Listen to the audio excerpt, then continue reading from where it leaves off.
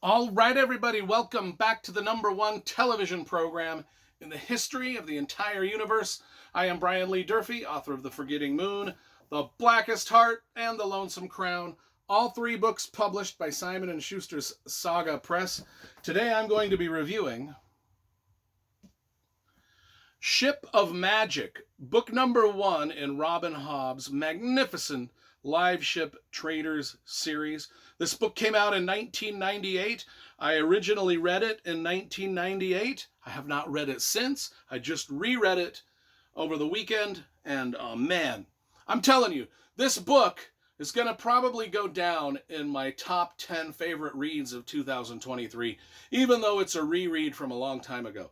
This book was dynamite. It blew me away. I was just stunned. Now, here's the thing is, I remember back in 98 when I read the trilogy originally, I thought it was pretty damn good and probably remained my favorite of the Robin Hobb books. I mean, I've got all the Robin Hobb Realm of the Elderlings books here in mass market paperback, from the original Assassin's Apprentice trilogy to the Fool trilogy to, all of the others that we've got. Now, these books, let's talk about the covers first. Because I love graphic design and cover illustration. Now, I did have at one point the original paperbacks with the Stephen Ewell covers, but then they redid the covers with these nice, elegant new covers, which I liked. And not to say that I didn't like the Stephen Ewell covers, because they were pretty dope in and of themselves. I actually really liked the redesigned covers, and so I went ahead and got them. So now I've got the redesigned cover, which, we put the trilogy together with these redesigned covers, and they all look pretty cool together. They've all got the similar theme. The artist that illustrated all three covers is Didier Graffet. Did a great job. I love how how the illustration is silhouetted against the white, and how the elegant font is used, and it's used on all three books in the trilogy, the same style. It's just really cool. I like these a lot. They look really good together on the shelf. So good job to the publisher for doing, even though the original artist and the original graphic design was good, I just like the new ones better. So I got them. So what is it about?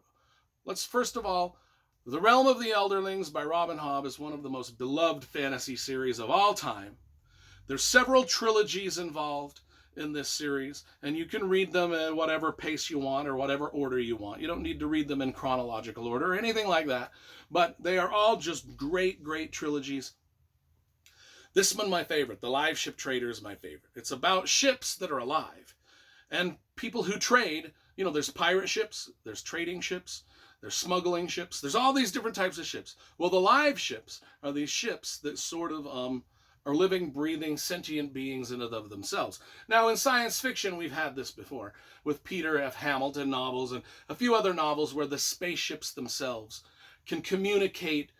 They're alive. They're creatures. They're organic, living creatures that can communicate with their pilots. The live ships are similar to that, as they're wooden pirate ships with these big mastheads. The mastheads of the mermaid or the unicorn or whatever, but they can talk to people. The mastheads have their own sort of personalities, and people can bond to them. It's different people can bond to different ships.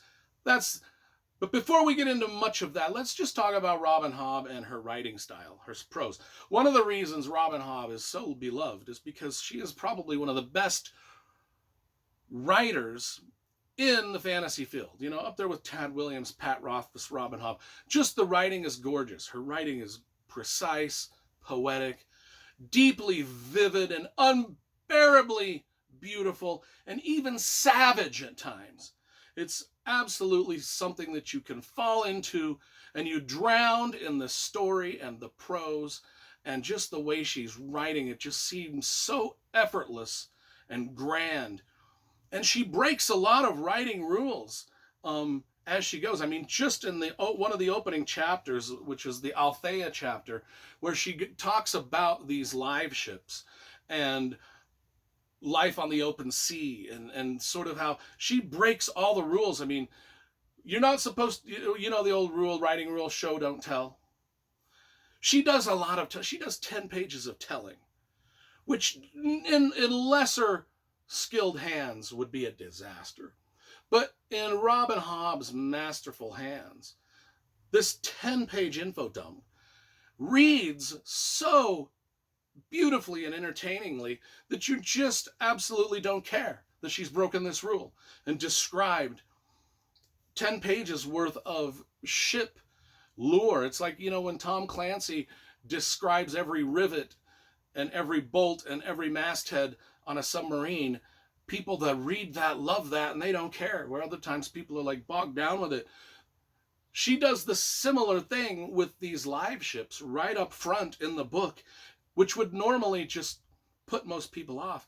But the way that Robin Hobb does it, it's so wonderfully written and so entertaining that you're just absorbed, and it's so magical and real. So anyway, we talked about Althea briefly, but let's talk about the prologue. The prologue to this book would normally just put me off. The prologue is about these sea serpents that are talking to each other. I hate books with talking animals. I hate them. Normally, I would just toss it. It would go straight into the garbage. But having read previously, I'd previously read Robin Hobb's Assassins, trilogy, and so I knew that this was a dope writer. So I put up with that for a little bit, and then because I knew that I was going to get, I knew it was only a few pages, and then we would get into a cool story, which we did. It was a magnificent story. Not to say, actually, the sea serpent speaking part was okay, right? It's all right. It's all right. It wasn't floating my boat totally. But once we got onto the floating boats and actual people, I was really, really starting to get into this, because the next scene after the sea serpent talking scene is another little bit of the prologue where we get into some pirate stuff, some juicy, juicy treasure hunting pirate stuff on a deserted island. And there's weird and creepy things going on this island. It's just great. It's very Pirates of the Caribbean. And there's some juicy, delicious characters being introduced. And then we get thrust upon this family drama. And this is where I think this story really rises above some of these other. Although every single one of the Realm of the Elderlings books is a treasure trove of absolute gorgeous writing and great storytelling, I think that this trilogy transcends those because it is more of a family drama than the rest of them. This is about a specific family that lives lives on these live ships. And they trade on them. They're dodging the pirates and they're dodging the evil people. And they're just trying to make a living on these live ships. And like I said, I already described the live ships as these living and breathing ships that kind of bond with certain people. Now, Althea, we get to her story, and she wants to inherit her father's ship. And it's the Vivacia, the ship that she has bonded herself to. She's lived on this ship as a youth. She's gone on many adventures and many sea sailing voyages with this ship. She's bonded to it. And her father is going to bequeath this ship upon her. Or so she thinks. She might be wrong in that. We've also got another character called Wintro, who is a religious studies. He's into the religious studies. He wants to go into the priesthood. He likes to philosophize about things. He's a young character. Now, he is thrust into this family drama because his parents kind of have different plans for him. And they want to thrust him into these ships. Althea wants to be in these ships. And her family might not even want her on the ships. So we've got characters that want to be on the ships that might not get a chance. We've got characters that just want to do their own thing that might have to be on the ships. And then we've got Brashen, who is, he's kind of a depressed, suicidal. This is kind of one of those where we get into one of the things that Robin Hobb really does well is these characters that aren't perfect. They're not superheroes. They've got flaws. They're stubborn. Like Althea is stubborn. She makes mistake after mistake in this book. So does Wintro, the young, and then even Brashen he's just one of the thing is you really feel for him because he's got this depression and what can pull him out of that. And then we've got, of course, Kenneth, our evil buccaneer who wants to kidnap one of these live ships. He wants to get one of these live ships and bend it to his own will. And so we've got all of these things, this family drama, these pirates, these smuggling ships, these trading ships, all of them revolving throughout this magnificent fantasy realm that Robin Hobb has created all these great stories in. And this story touches the other stories too, though you don't need to read the other stories to understand what's happening in this. And when you've got a great writer like Robin Hobb that can just write about the brutality and grimness of pirate life, of sailing life, life on the seas where there are no doctors or medicine, where when accidents happen, things might need to be amputated. And every pirate book needs a dude with one leg, or a girl with one leg, or someone with a hook for an arm. And this happens in these books in grim detail. And I won't tell you which characters it happens to. But it's just when you read it, you're riveted to it. Because you know this is based, her fantasy worlds are based in our own real world kind of history, medieval history, buccaneer history, Pirates of the Caribbean type history, where she takes it to another level where it's not just, a Johnny Depp caricature of pirates. These people really exist in your mind as real people with real problems, navigating a magical world that's got some real dangers in it.